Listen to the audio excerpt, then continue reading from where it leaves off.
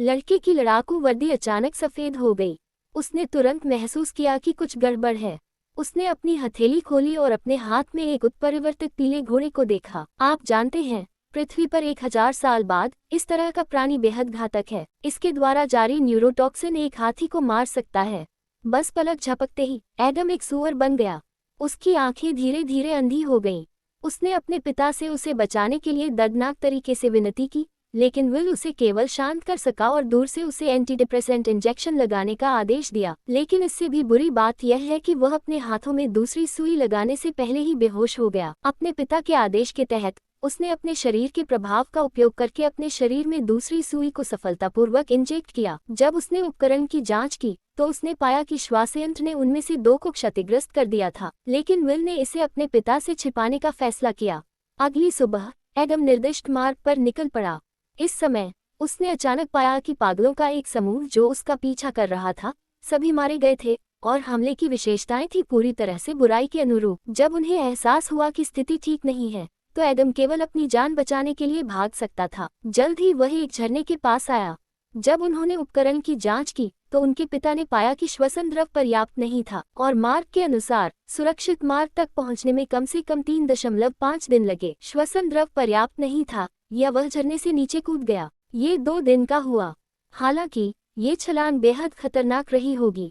बार बार विचार करने के बाद भी उनके पिता ने मिशन को समाप्त करने का आदेश दिया। ये सुनकर जिद्दी एडम को याद आया कि उसकी बहन ने उसे खुद की रक्षा करने का आदेश दिया था, लेकिन अंत में उसकी बहन को बेरहमी से मार दिया गया था। तब से उसने अपने दिल में एक द्वेष रखा है, लेकिन इस बार उसे फिर से वही गलती नहीं दोहरानी चाहिए। वह अपने पिता को साबित करना चाहता था कि हिलना मत, काया मत बनो, मैं काया नहीं हूँ, ये समय है। उसके बाद वह 1 महीने के बाद चट्टान से कूद गया।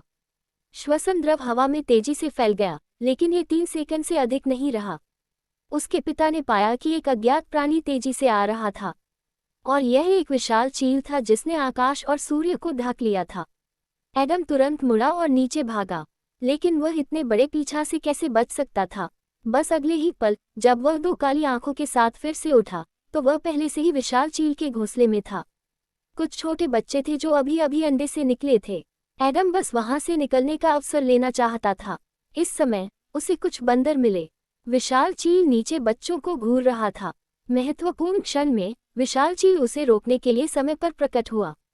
हालांकि उसने सफलतापूर्वक एक बंदर को मार डाला, इस समय एक और घोंसला में प्रवेश कर गया। उसने मासूम बच्चों को निशाना बनाया। इन मासूम बच्चों की रक्षा के लिए एडम ने तुरंत बंदर के साथ टकराव शुरू कर दिया। विशाल चील भी इस क्षण एडम के साथ लड़ने के लिए इंतजार कर रहा था और एक कठिन दौर से गुजरने के बाद यात्रा के दौरान एडम सफलतापूर्वक जहाज के मलबे के पास पहुंच गया।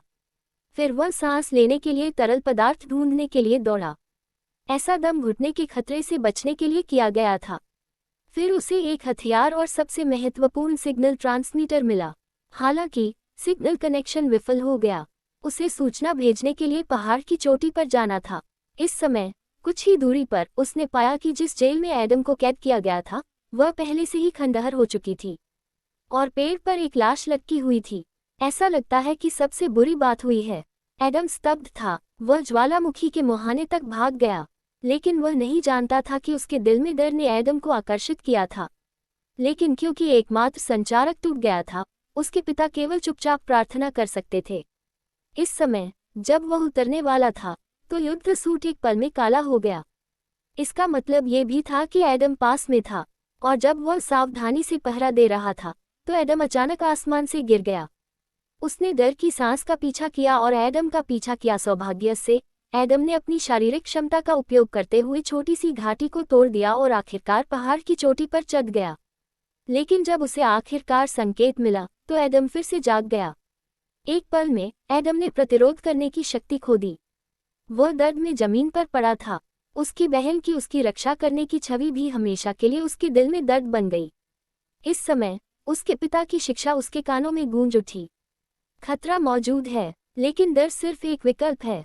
जीवन और मृत्यु के इस क्षण में वह स्तब्ध लग रहा था। आसमान से गिरती ज्वालामुखी की धूल धीमी हो गई थी, यहाँ तक कि एडम भी उससे पार हो गया और उसके अस्तित्व को महसूस करने में असमर्थ था। फिर वह धीरे से खड़ा हुआ और डर का एक निशान खो गया। एडम की नज़र में वह पूरी तरह से अपना शरीर खो चुका था। इस समय एडम एक लंबी टांगों वाले बकरे की तरह था। वह एक पल में टुकड़ों में कट गया। फिर एडम ने एक बड़ा कदम उठाया और 2 तलवारों से एडम की पीठ में वार किया। एडम ने अपने जीवन के संघर्ष को कभी नहीं छोड़ा। अंत में एडम सफलतापूर्वक मारा गया और इस क्षण में एडम अंततः एक योग्य सैनिक बन गया। कहानी के अंत में बाहरी अंतरिक्ष में एक चमकदार सफेद रोशनी की शूटिंग के साथ वे अंततः बचाव के लिए इंतजार कर रहे थे और अधीनस्थों की अधीनता के तहत विल ने अपने बेटे के लिए मुश्किल से शिविर में प्रवेश किया।